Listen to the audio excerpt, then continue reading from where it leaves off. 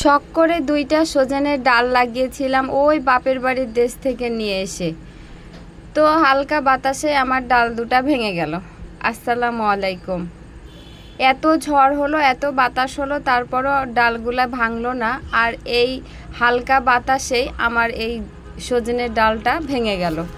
তো পাতাগুলো এখন কি করব? এগুলা যে সোনার পাতার মতো দাম, বাজারে যে বিক্রি হয়, অথচ আমরা গ্রামে এগুলা পাতা মানুষকে দিয়ে দিই আর এখন কিনে কিনে খাচ্ছি। যেহেতু আমার গাছের এগুলা সজনে পাতা, সেহেতু এখন এগুলা সবগুলাকে রান্না করব।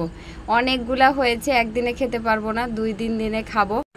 তো এগুলা বাছার আগে আমি ডাল দুটা যেগুলা ভেঙে গেছে এখন লাগানোর ব্যবস্থা করি। তো আমার হাজব্যান্ডকে বললাম, তো ও আবার কিছু না বলেই আবার ডাল দুটা লাগাতে চলে গেল। তো ডাল দুটা লাগাচ্ছি, এখন মাটি দিচ্ছি। তো আমাকে বলছে তুমি মাটি দাও, তোমার গাছের হাতে গাছ ভালো হয়। তো একটা লাগালাম আর একটা ওই পাশে লাগাই, এই যে লাগাচ্ছি। তো এখন পাতা ছিঁড়া বাছাবাছি পালা শুরু। আমাকে কিন্তু এই সজনে পাতা বাছতে খুব ভালো লাগে, কেন জানি মনে হয় মানে আমার ভালো লাগে খুব।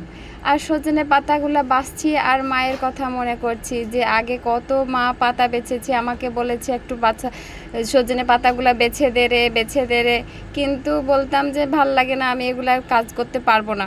কিন্তু এখন সেই কাজগুলাই কত মন দিয়ে করি। তো যাই হোক, এখন সজনে পাতাগুলো এখন সিদ্ধ করার জন্য চুলাতে পানি দিয়ে বসিয়ে দিলাম। এখন সেই শাকগুলো এখন ধুই, সুন্দর করে ধুয়ে নিই, কারণ এগুলার ভিতরে অনেক কিন্তু পোকা টোকা থাকে, সবুজ পোকা, যেগুলো চোখে দেখা যায় না। তো আমি এই যে পানিটা ফুটে গেছে, এখন পাতাগুলা দিয়ে দিলাম। এখন এটা সিদ্ধ করব, তাই সিদ্ধ করার সময় আমি কোনো লবণ টবণ দিব না, কারণ পানিগুলো আমি ফেলে দিব তাই।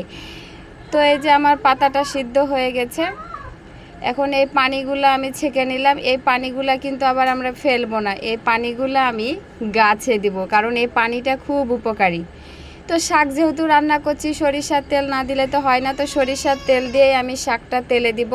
তার জন্য পেঁয়াজ, মরিচ আর রসুন দিয়ে দিলাম।